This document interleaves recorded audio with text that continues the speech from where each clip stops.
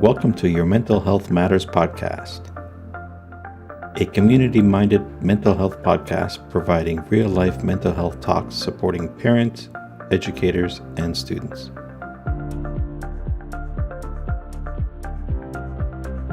And welcome. This is our 7th episode of Your Mental Health Matters. We have a special guest today, and the conversation we're having today is navigating gender identity and 2SLGBTQ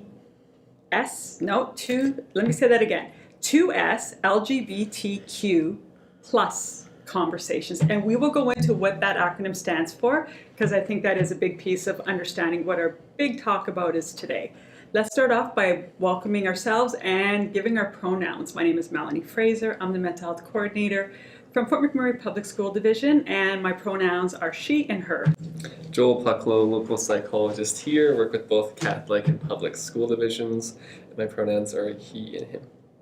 Chantel Seymour, I am the district psychologist for the Fort McMurray Catholic School District, and my pronouns are her, she, and her, right? Yes, there we go. And my name is Kathy Vladica. I teach here at Ecole McTavish High School. My pronouns are she and her. And I run the Gay Straight Alliance here at the school. I also sit on the SOGI, which stands for Sexual Orientation and Gender Identity committee that the public school division has as well. That's right, thank you. And I'm a member of Pride YMM. I was waiting for that, and you're a member of Pride YMM. So you're very busy. You're doing a lot for our community. So we're really grateful that you're joining us today. So thank you. Thanks. Joel, go ahead. I know you want to start leading some of this, so please feel free. Well, it's so good to have you, Kathy. We're so honored to have you, and so glad to be able to unpack and just learn just about your journey experiences too, as well as those you serve and support. So just kind of love to dive into a bit of your backstory and just, what your journey's been, if you want to share with our audience as well. Sure, yeah, no problem. I came out when I was 21 to my best friend as bisexual, and then slowly came out to more and more people in my life, and to my parents, and not to my whole family, actually. I didn't come out to my entire family till I was in my 30s.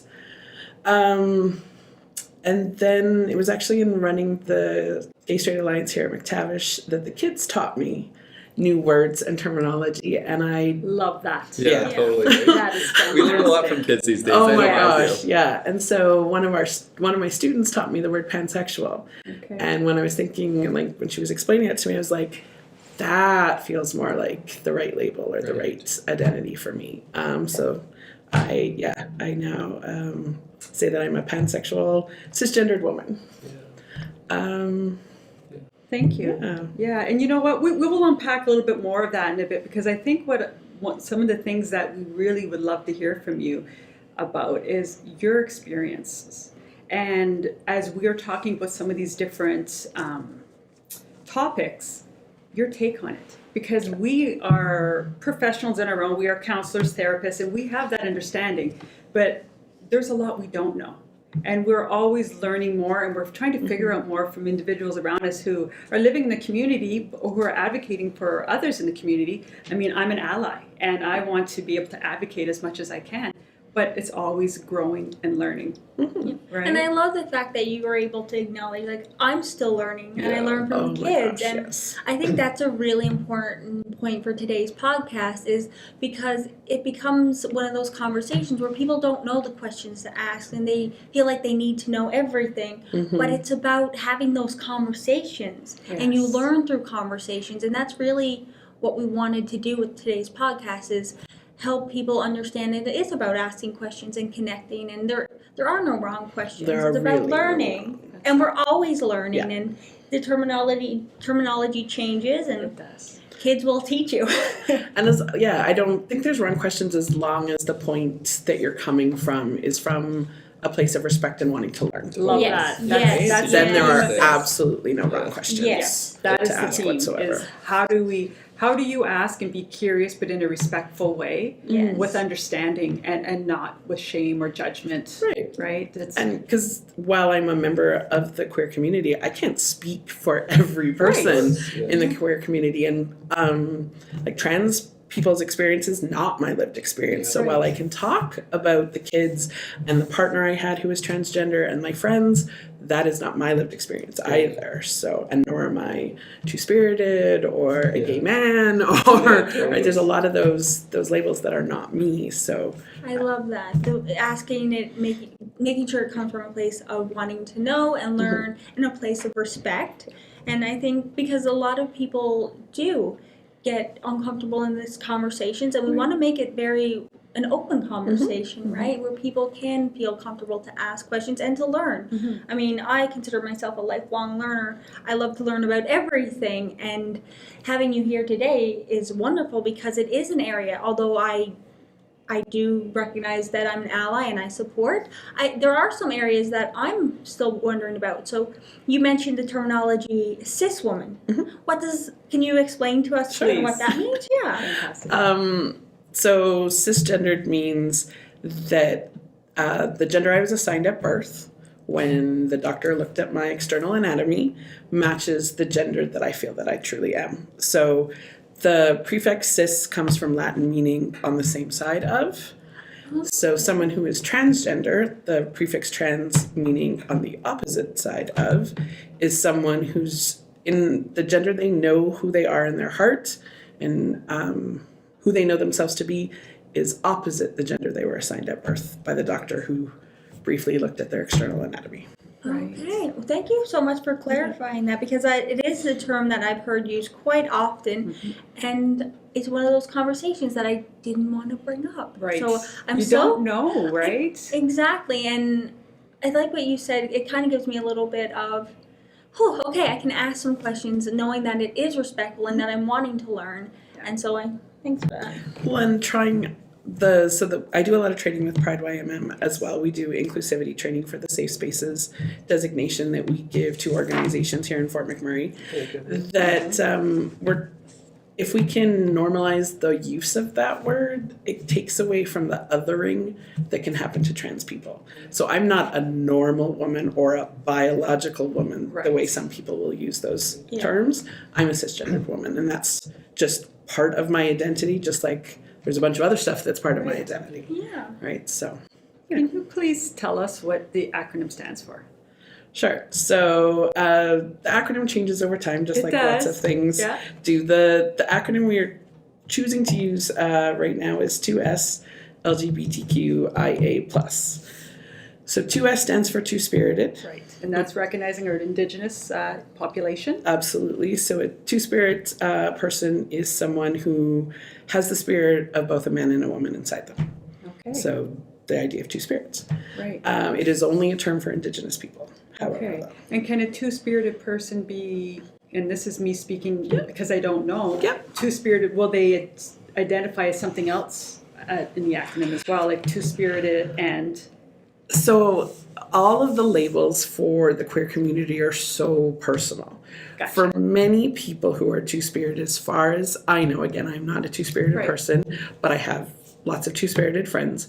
That is often a fairly all-encompassing term. Okay. So it includes aspects about their gender as well as their sexual orientation, but not for all of them. So some of them might consider themselves two-spirited and gay. Right. The problem with, and maybe not the problem so much, is just with a lot of the terms, or all of the terms for sexual orientation, they are based on your gender. Yes. So if I am a woman, a cisgendered or transgender woman who likes women, then I'm a lesbian. Right. But what if your gender is not male or female, so man or woman? So you identify as a male, but you're born a female. Right. So what would that mean then? Would you be... So if you had been assigned female at birth, but are a male, you're a trans man. Right. And so if you're a trans man who likes women, you're straight. You're straight. If you're a trans man who likes men, you're gay. See, and that's the hardest part I think that I struggle with, because I do not want to offend anyone. So going back to the acronym, you went as far as 2S. Right, sorry. And so just that. But so that idea of sexual orientation for a two-spirit person can be a hard idea because the gender piece is not one of the binaries. Also because we're imposing basically a colonial set of ideas about gender and sexual orientation on an Indigenous community that did not have those same Right. binaries. Yeah. Okay, so 2SL stands for lesbian, G stands for gay, I need to do 2SLG, B is bisexual, T is transgender, Q is for questioning or queer. Queer. Yeah. I is often used in the acronym, it is for intersex. A is asexual or agender. And then the plus is because there's a whole bunch of other ones still. Right. So for example, mine, pansexual, would just be part of the plus. Plus, because you don't have a letter for yours. Well, there's a much longer acronym So that has there P's is, and A's and all the others, but it's Gotcha. very long. And so Right. to just simplify things, we have just used a plus for a bunch of the Right. identities. Well, thank you for that. Can we go into a little bit of conversation with you about your own personal experience with regards to in a school system, growing up, knowing what you wanted, how you wanted to be addressed and respected by your peers, by your family, and then twisting it and turning it about thinking about how, as an adult, as an educator, what you're doing for the children. Sure. So growing up in a heteronormative, cis normative culture, in high school, I did not acknowledge or recognize that part about myself. I had a really close, in my head at the time, she was a super close friend of mine. I had a really strong connection with her.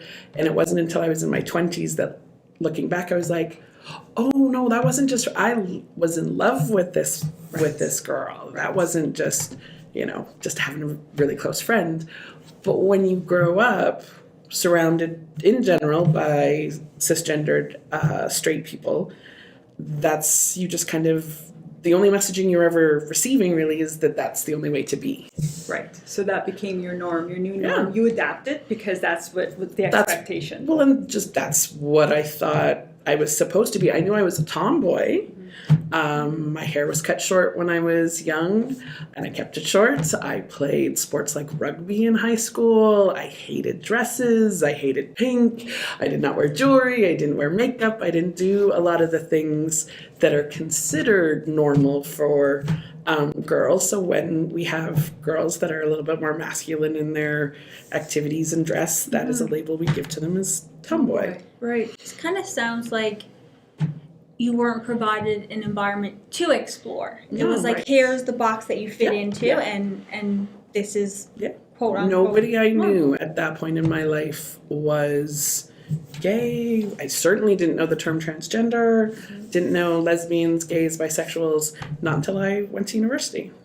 And you said that you came out when you were 21. 21. So was Yeah. it the university setting that kind of gave you that experience to explore? Yeah, meeting other people who were out and open about who they are, and going to a gay bar for the first time with my best friend, and like you said, like exploring this other kind of way of being that I had no clue kind of about, and going, that is much more comfortable That felt right. for me.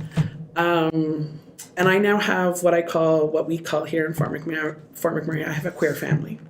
So I have love a that. group of individuals who all identify in the 2SLGBTQ community, and it is the most comfortable really I ever am, That is is when I'm amazing. surrounded by them. That is so great to hear.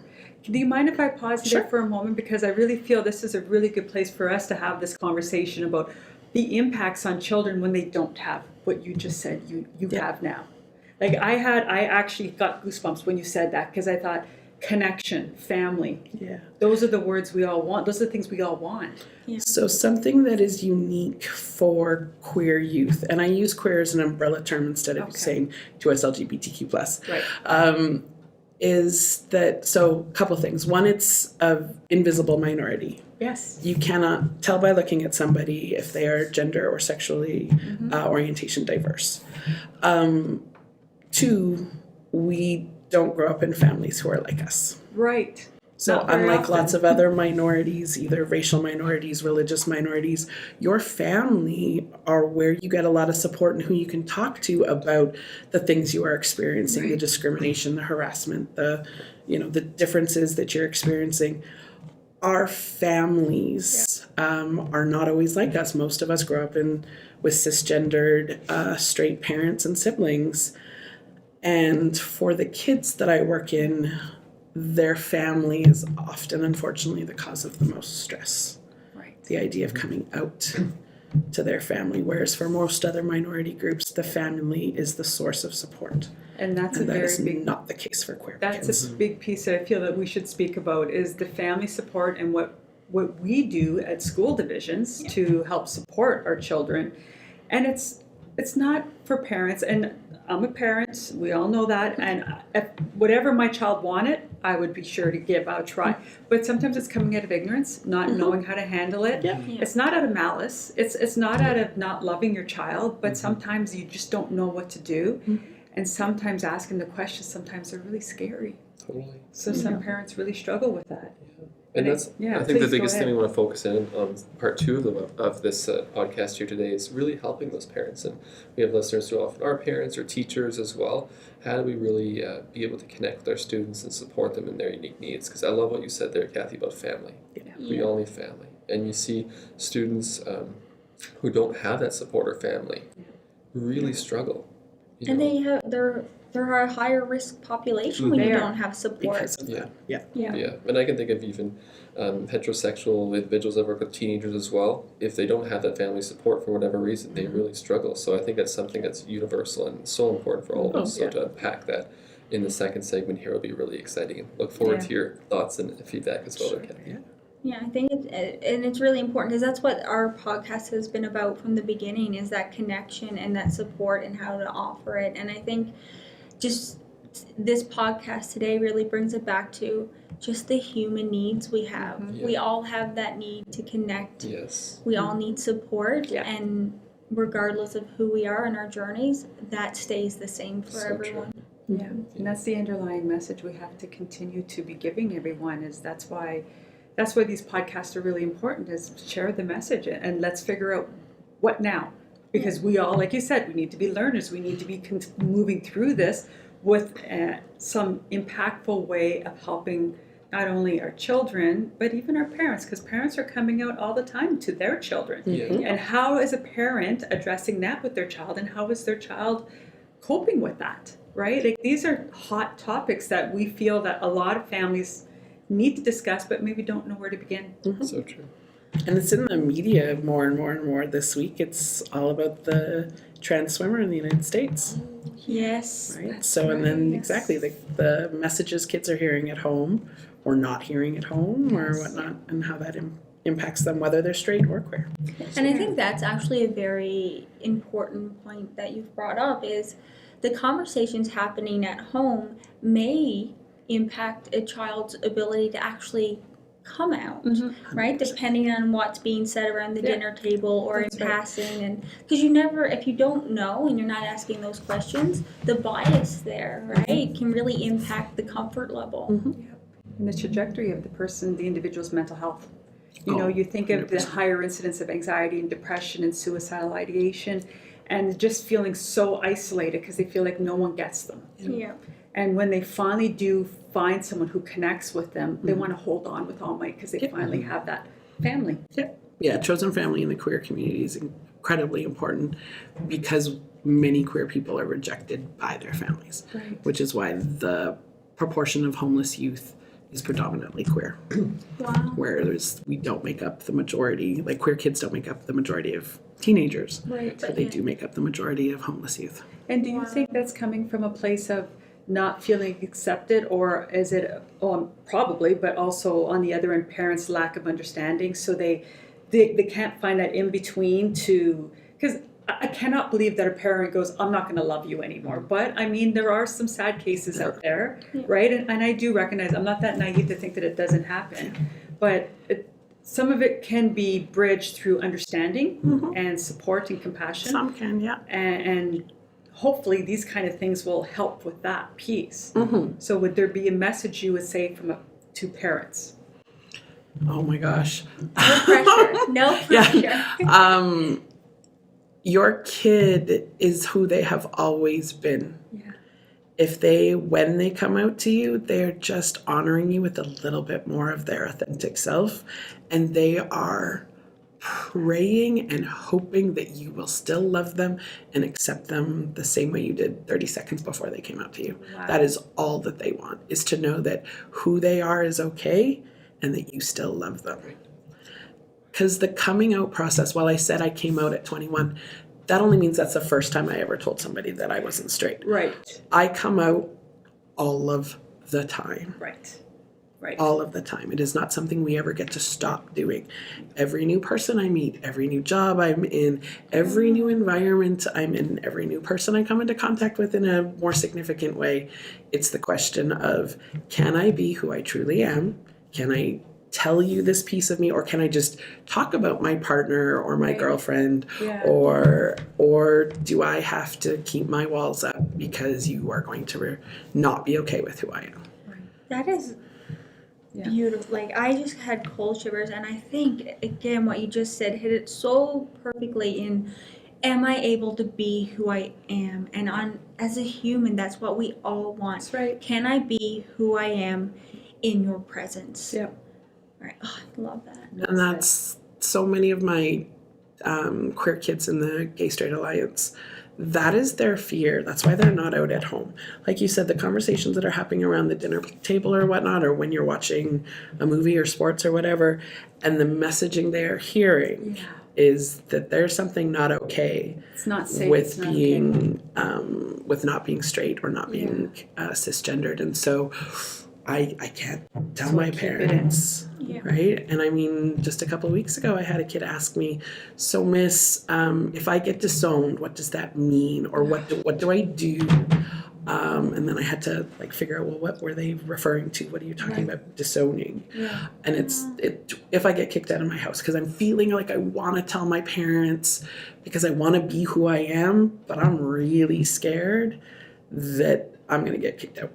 And So I what do think I do? I know that's another piece of this is we want to give support to students, to children, but we also want to make sure that the parents on the receiving end as well getting support because we do not want to be pushing our own agenda. No, of course not. No. Yeah, I want to bring it back to those conversations around the table. And I think it's one of those things where a lot of time people are saying, they're making comments and they're not really understanding the impact of the words that they're using, because there is a lot of derogatory language out there, and you hear kids use it, you hear adults use it. And so how can we address kind of that language? Because the derogatory language has been normalized in a lot of different I want to say environments. And so how then, as an individual, how then can you be mindful of that and be aware of it? I mean, I would say it's the same for any minority group. If you would speak up if you heard somebody used a racial slur against another person, if you would stand up as a bystander for that, then if you hear somebody using the word tranny, which is a derogatory term for a transgender person, same as the word transvestite. That is also a derogatory term. The phrase that we hear all the time in schools, and it's because kids don't really understand what they're always saying, is "that's so gay." Yes. Right? Or the one they were using a few years ago, "no homo."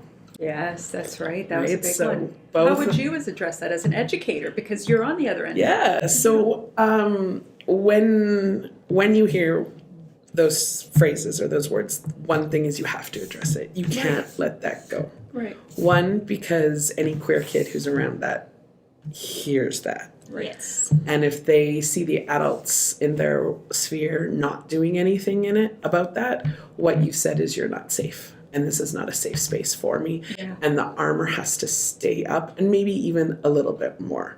Right. And we did some training with our staff a couple of weeks ago here at McTavish, and that's one of the things I talked about is it's wonderful if you have safe space posters or safe space stickers in your classroom to try to communicate that you're a safe space and a safe person for queer kids.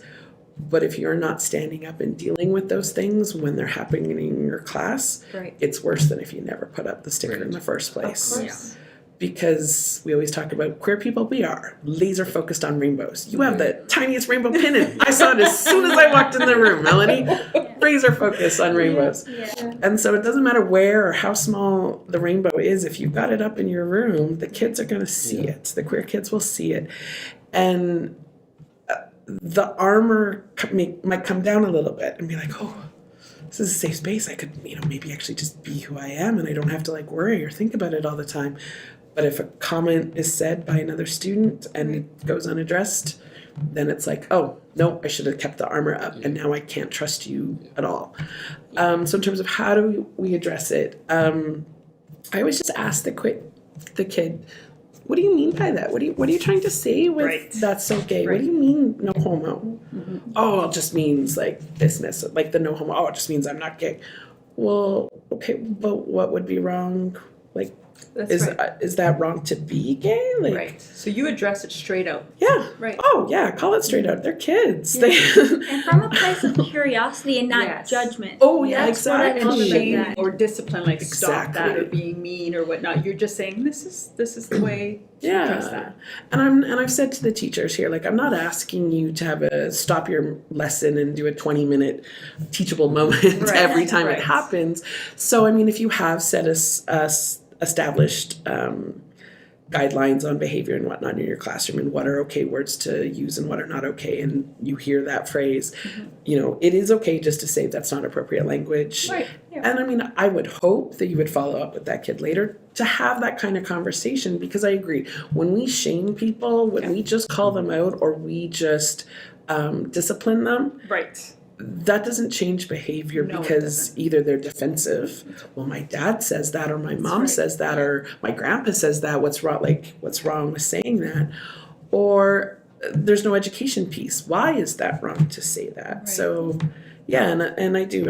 I think you just be straightforward about it and don't hide about it. And I mean, Yeah. the kids in our school also know that I'm out and know a little bit about me. Because I am out, and so I can turn it of like, well, are you saying something's wrong with me? Right. And they know Like, you I'm- and they like you. Right. Yeah. So then they can relate to that. Yeah. And go, oh no. Exactly. And then they realize. And it is something that's often said where they don't understand that what you are saying with that phrase is that it's somehow wrong to be gay. And I think about the kid in the classroom who is struggling with coming out and seeing an adult stand up. Oh, yeah. That connection piece, again, being seen. You don't even really need to be out, but to hear somebody pick up, like that in and of itself is support, and it feels like you're being seen. And I think that's a really good point to even parents, right? Is asking those questions without judgment, with curiosity, with the intent to learn.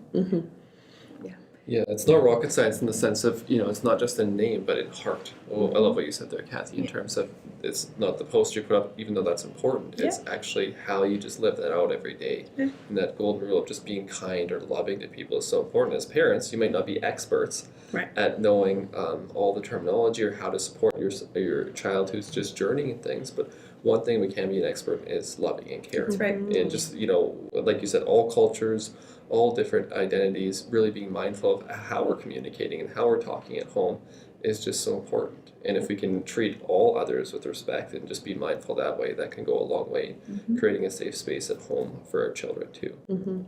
Yeah, absolutely. And you think about it from the social media standpoint, if you're not too sure what's happening in your child's life, take a walk through their social media. You'll get to learn very quickly what's going on in their world, the way they're addressing people, the way they are addressing themselves, what they see, what they say. Taking a look at that and then question them about it, right? That's a good way to bring that conversation to your child if you're not too sure. And, having that open conversation without judgment could be the first step to potentially save them. And I don't mean to be so... Oh, no, it the is. truth It is can that. be that real of it could be life saving. Yes. The littlest thing for connection is all any child wants. And as I say that comment, I feel myself getting choked up because it's so simplistic, but oftentimes is missed because of our own fear or our own uncertainty of how to deal with something. I love what you're saying there, Mel. We don't have to be experts as parents. We just have to know how to connect. We just need to know how to connect. Yeah. That's it. And I think that's a really good segue into life-saving bullying. Mm-hmm. Like that is a topic that is at the tip in schools, and we all talk about bullying. But what does that mean for this community specifically? The queer community, or people who are even perceived to be gay, because you Good don't point. have to be Yeah. gay to be bullied for being gay. So a boy who's a little bit more effeminate, or a girl who, doesn't match the mold of what we say these two completely arbitrary boxes are, often get bullied for being perceived as gay, even if they're not. And there are countless stories, unfortunately, of gay kids who have committed suicide because they thought they were alone and nobody cared about them, and that they were dealing with constant harassment by their peers. The suicide rate for queer kids is higher than for any other group of youth. That is horrible. And we have to do something about that. Heart-wrenching. Period. Yeah. So on that note, what are some supports for these kids? So those kids that are out there right now, or families that are out there right now, listening to this podcast and saying, this information is great, but where do I turn to? Where do I go What do I now? So the thing that exists now that did not exist when I was a kid was the internet. And because there are so many supports. Here in Fort McMurray, there is Pride YMM. So we have an Instagram account, we have a Facebook account, we have all the socials. So just Googling that will get you to us. We actually have a support group for caregivers of gender diverse people called Caring Hearts. So if you have kids who are questioning or who have come out to you as being gender diverse, there is actually a support group here in Fort Mac for you. And that's through Pride, right? Yeah, that's through Pride And YMM. oftentimes it's at CMHA, It do you is. believe? Yeah, Okay, yeah. so that's a great support Yeah. for parents. We're not only looking at it from the child's perspective, but the parents. Exactly. So any parent could. Any parent or caregiver. So it could be the partner of a trans person. It could be aunt, grandma, anyone who is helping or working with loving a gender diverse person. We also have a support group for trans people. Right. So if you are a gender diverse person and are trying to navigate the world in a very unique way, because we live in a cisgendered world, then that is also there for you. But there's helplines. There's actually one specifically, there's a trans helpline now. So it's not just kids help, there's actually one for trans youth. So if you are having a really tough time and you are worried or starting to have those suicidal ideation thoughts, there is support out there in the crisis. But there's Pride here in Fort Mac, and there's so many different social media groups and support groups for kids and adults who are members of the queer community who are looking for people like them, because that is one of the things, like I said, I didn't see it growing up. My GSA kids, my queer kids, they have a very different experience than I did because there is more representation. Right. But they still get excited every single time that there's a book, a movie, a TV show, Right. where there's a queer character of any kind, especially if the focus of the story isn't on the fact that they're queer. Right. There's just a queer person in the story. Love Or that. multiple ones. That's really Yes. great too. Yes. Right? Because that representation piece, if you never see yourself represented anywhere, makes you feel very alone. And we know how damaging isolation It would can be on mental health, very right? damaging. And Sorry, go ahead. No, and so just that piece of when, as queer people, we're generally not growing up in families that are like us. Yeah. So that isolation is real. It's a Right, real for queer thing. kids. And so as a school, we have that responsibility as schools, divisions, to help support these kids. Yeah. And that's why they have, teachers, like you said, have safe space stickers or posters. Those of you who are listening to the Sue podcast, I'm showing posters right now, just in case you're wondering. But also, part of the public division, we have SOGI 123, which Kathy also mentioned about. And that is specifically for Alberta, and we have 6 school divisions currently in this, and it's all about topics to education, networking, all to do with SOGI topics, which is so important, right? And so kids can come up, these are on posters in the public board, and they can scan this, and it goes right to their webpage. And then you're able to actually find out all of the information for this. What does SOGI stand for? Sexual orientation, gender identity. So that is something that Kathy is a part of, myself, I'm a part of as well. And we're trying to spread the word. We're trying to get it out there because each school has a SOGI lead. And with the SOGI lead, that means they represent with also maybe another teacher who's maybe part of does the GSA. They put up bulletin boards. We're trying to challenge different conversations, right? Like some topics, did you know, and then have certain words so that the kids can understand some of this language and have it from a better perspective. I love the fact that I hear teachers walking by these bulletin boards and they purposely choose a different way to go to the gym so that they could see the bulletin board. Oh, look at that, right? Love Like that. we're teaching our children Right. for our children to also teach their parents. Mhm. Yeah. That's a big piece of this as well. So we're talking about the support. That is one. Gay Straight Alliances exist in most of the public schools, high Catholics. school And and Catholics, yeah. elementary, and I know the Catholic high schools Yeah. both do. And in a Fort few of McMurray. our elementary Awesome. schools as well. Yeah. Can you speak to the GSAs for parents Sure. and just let them know a little bit about what that is and kind of what happens within it? And yeah, because not everybody knows. I'm glad you're bringing that up because that is a Yeah. question parents wonder about. So GSA stands for Gay Straight Alliance. Sometimes they are called QSAs for Queer Straight Alliance. And what they are is it's a group for kids who either identify as queer or who are straight but are allies and who support their queer friends. Different schools will have maybe different focuses, and the focus can actually change. I've been running the one here in McTavish for over 7 years now, and it really depends on my kids. So some of them want to be advocates, and they Right. want to like make bulletin boards, like Melanie Yeah. said, and they want to have a pride parade, and they want to go out and into the school and teach about what it means to be queer and to try to build acceptance. Others are just looking for a safe space where they can let the armor down.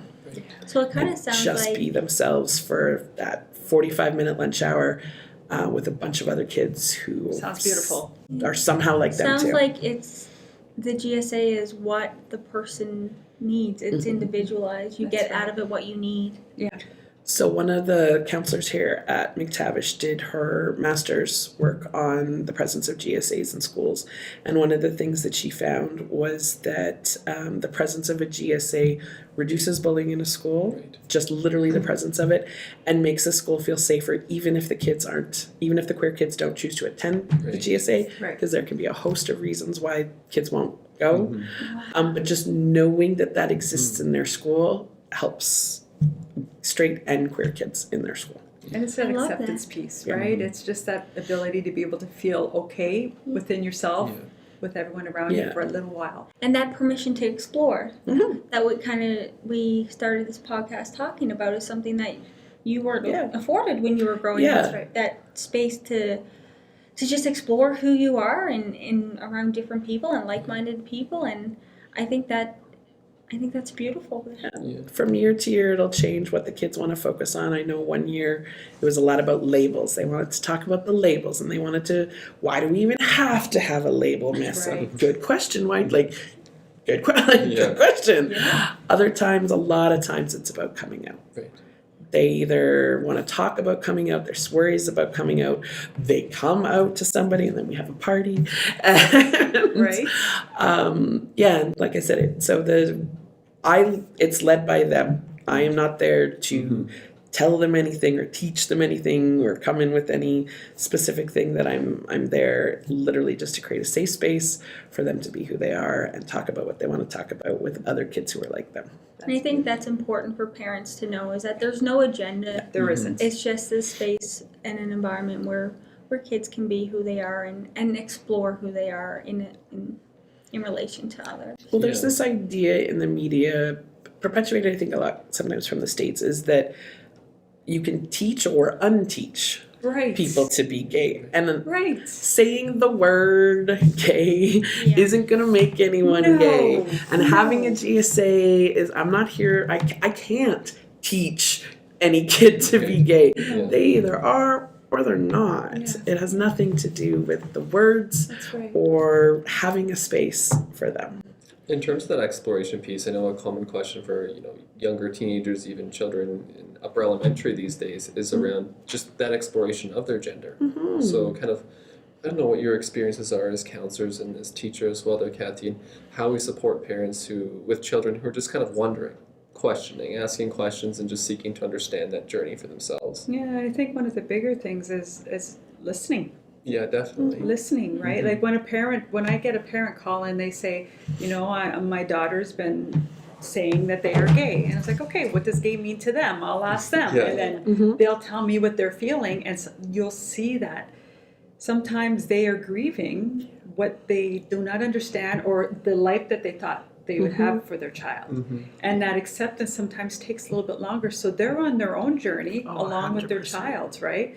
And helping them understand that as long as you're doing the journey together and talking and listening is the biggest piece of that, because the parents oftentimes just want their child to feel loved. Yeah. And they don't understand why this is causing discomfort in their family or whatnot. So I think the biggest thing is seeking understanding, building that connection with your child and learning more about who they are and how they want to be seen in the world, and then traveling together on it. I know that seems so simplistic, but that It really is it. is. So true. But that piece you just mentioned is that grieving piece as well, because we all have ideas of what our lives are going to look like. Now, do they ever really form that way? No. Chances are not. Let's be honest. But we have this ideal, right? And whether or not people realize it, that impacts a lot of what we do and how we think. And so I think for parents, having that grace and that compassion with themselves, knowing that it's okay if you're grieving a bit of that. That doesn't mean that you can't still be a part of the journey. Absolutely. You can have your own emotions and you can have your own journey, and that's why I love that there's a parent and caregiver support, and you can also support That's right. your They student. can happen together. Yeah. Well, and some of the things that parents think that they're grieving don't have to be. Just because your child has come out to you as being a different sexual orientation than you thought, so they're not straight, doesn't mean those images you had of your child's wedding aren't going to happen. Right. Just the person standing across from them might be slightly different than you imagined. This is But true. the wedding can still happen, and the kids can still happen. The family that you were maybe hoping for might still happen if that's what your child still wants.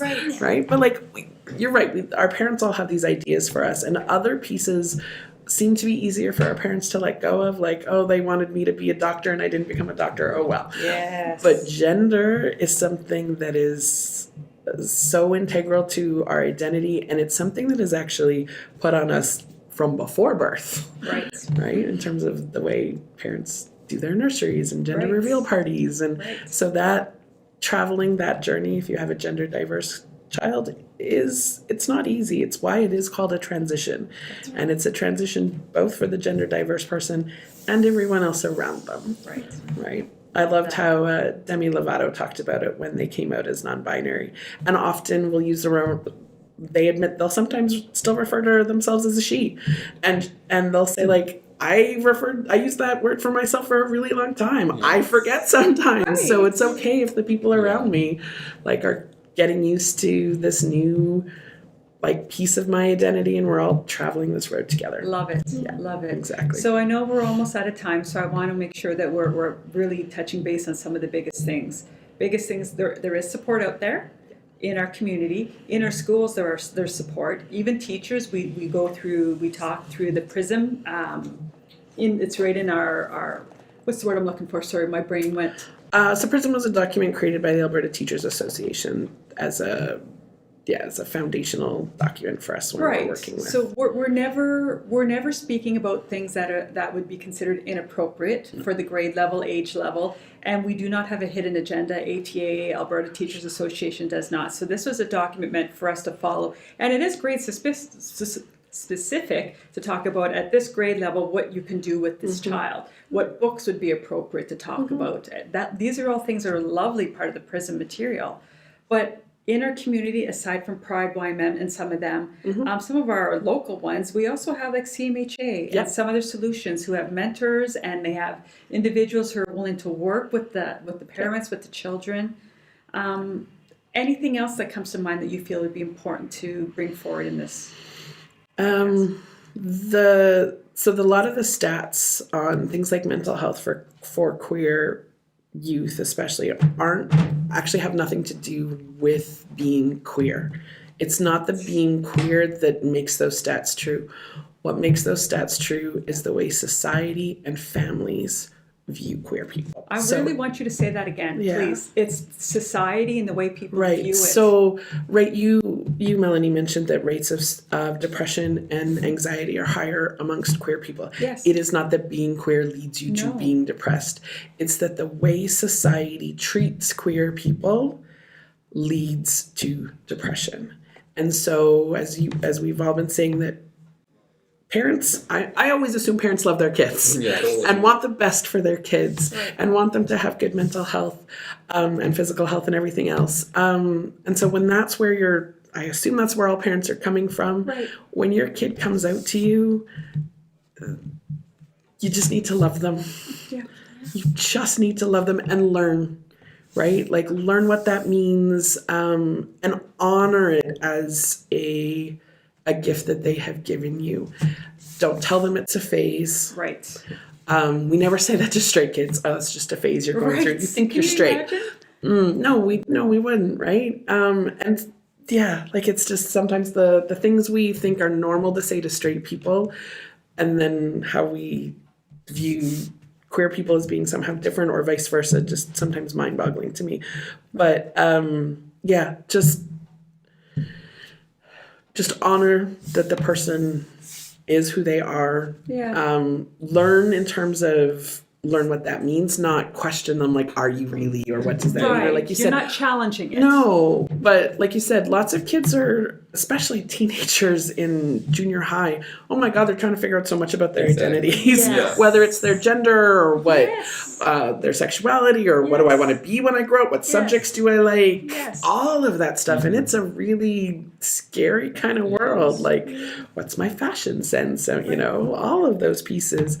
And let your kid explore that. And be okay with it and just walk along with them. Exactly. And just as an encouragement to parents, you know, we're all learning and growing. And just to know, I've worked with a lot of different parents, you know, and they're not sure where they were at personally with that part of the journey and how they can support their child. And, you know, that's why there's supports for you parents as well, whether it's going to see a counselor for yourself, talking to a friend, the idea of mindset. So to be able to understand how you feel about a situation and also how your child is feeling as well is so important. And, you know, in working with parents, sometimes, as you mentioned there, Kathy, over those upper elementary, junior high years, sometimes there's changes. The students even change how they identify themselves and being in that journey. So just know you're there as a parent to support them, to seek to understand, and it really is relationship first. You know, even in working in different populations, I've worked in the Catholic school boards for years. One of my associate superintendents I first worked with, she said, well, there was conversations around what could that particular school division that we would be associated with up here, how are they going to manage that as a Catholic school board? And my associate superintendent said, well, what's most important is the person. Let's see that individual for the support they need and who they are and on their journey. And I think that's such an important message for parents to take away. How do I, as a parent, see my child? And if there's one aspect, which is, as you talked about, Kathy, is so important to them that we're journeying with, maybe there's, even as parents and teenagers, some differences and perspectives, there's still actually elements of your lives that are similar. And I think focusing on those commonalities, building those bridges and building those relationships. You might have different perspectives or see certain things differently in the world, whether it be politics and other things too, but we don't make that the main point. We begin connection where it's possible, seek to understand, do our own work as parents, and continue to move from there. The one thing that gets rid of or eliminates those mental health issues that queer kids face, whether it's depression, anxiety, and then the corresponding things like rates of homelessness, lack of positive future earnings, like all of the negative stats that exist for the queer community, what overcomes those is supportive families. Supportive families. So important. Then queer kids have just the same stats and ability to succeed and have positive lives as straight kids do if they have supportive families. I think the bottom line is, regardless of how you identify, we all need love and support, and we do better environments where it's fostered. Love is love. Right? That's what it is. Absolutely. No, this was wonderful. Any closing remarks, Joel, that you would like to comment on? Or I think the biggest thing is just parents, wherever you find yourselves on the journey, reach out, ask for support, Yeah. whether to our podcast or those community resources, your own supports. We're here with Your you. school counselors. We're learning with you. I love what you started with, Kathy. You're learning about yourself through your Absolutely. students, and I think we're all on that journey. Yeah, so that's that right. learning journey is so important. well, this was fantastic. I loved everything about this podcast. And I think the biggest thing that my takeaway from this is, again, love is love. And we need to accept and seek to understand.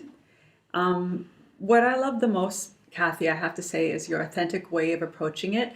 And even though the three of us, we are counselors, there's so much we need to learn. I felt very comfortable with talking to you about all this. So thank you for that. This has been wonderful and learning for me. I've learned a lot as well. The experiences that we have as in these podcasts, we're learning all the time in these podcasts. So if there's any information that you feel you want to relay back to us, or any feedback you have from many of the students you work with, please let us know, because we're always looking for feedback in this podcast as well. So thank you so much for your time today. It's been wonderful having you as a guest. Thank you very much for having me. It was great to talk about these issues again as a queer person myself, and then on behalf of the queer kids that I work with. The more people who try to understand us, the better the acceptance and the love in the world will be. So thank you. Well said, because your mental health matters. Thanks so much for joining us today. Please reach out to us if you have questions or comments about today's topic, or questions or suggestions for future topics. If you or someone you know is struggling with mental health, we encourage you to reach out to local agencies for support, as our podcast is not a substitute for counseling. If you require immediate support, please contact the crisis line or your local hospital.